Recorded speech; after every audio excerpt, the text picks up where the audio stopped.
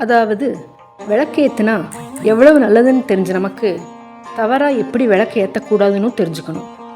லிங்க புராணத்தில் என்ன சொல்லியிருக்குன்னா, தீபேன தீபம் பிரஜ்வால்யா தரித்ரோ வியாதித்தோ பவேத்.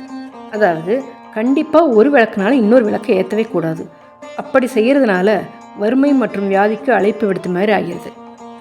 எப்படி விளக்கு ஏற்றணும்னா, வீட்டில் பழைய காஞ்சு போன துளசி செடி அதோட தடிமனான குச்சியை பத்திரமாக சேகரித்து வச்சு, இது பாருங்கள், இதுதான் துளசி காஷ்டம்.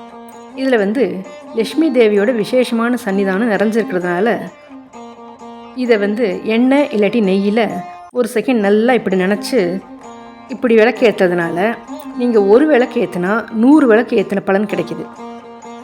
அதே சமயம் எந்த காரணத்தை கொண்டும் எண்ணெயையும் நெய்யையும் கலந்து விளக்கை ஏற்றவே கூடாது. அக்னி புராணத்தில் சொல்லியிருக்கிறபடி சுத்தமான பசு நெய் அல்லது எள்ளெண்ணெய் இது மட்டும்தான் வீட்டில் தீபத்துக்கு உபயோகப்படுத்தணும். 5 வகையான கூட்டு எண்ணெய் இதெல்லாம் தீபத்துக்கு எப்போவுமே சிறந்ததல்ல. தீபத்தோட முகம் மேற்கு நோக்கி இருந்தால் வியாதின்னும், தெற்கு நோக்கி இருந்தால் தீங்கு விளையும்னு சொல்கிறாங்க. அதனால் எப்போவுமே தீபத்தோட முகம் கிழக்கு மற்றும் வடக்கு நோக்கி இருக்குமாறு நம்ம பார்த்துக்கணும்.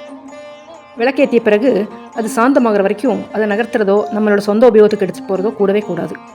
மணி சப்தம் செஞ்சுக்கிட்டே விளக்கேற்றுறது ரொம்பவுமே சிறப்பு. கடவுளோட வலது கண்ணில் சூரிய பகவானும் இடது கண்ணில் சந்திர பகவானும் இருக்கிறத நினைவுபடுத்தும் விதமாக நம்ம கடவுளோட 2 பக்கத்துலேயும் 2 விளக்கு ஏற்றுறோம். எப்போவுமே 2 திரி போட்டு தான் விளக்கேற்றணும்.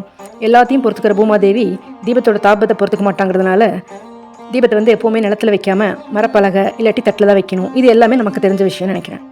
தீபத்தில் இந்திர பகவானில் ஆரம்பித்து எல்லா தேவர்களும் வாசம் செய்கிறதுனால நம்ம பக்தியோட விளக்கேற்றுற இந்த செயலானது நம்ம பாவராசி எல்லாம் நாசம் செஞ்சு நமக்கு பூர்ணமான ஆயுள், சௌபாகியம், ஆரோக்கியம், ஐஸ்வர்யம் எல்லாவற்றையுமே தரதாக இருக்கிறதுனால இதை நம்ம முறைப்படி செஞ்சு பலனடைவோம்.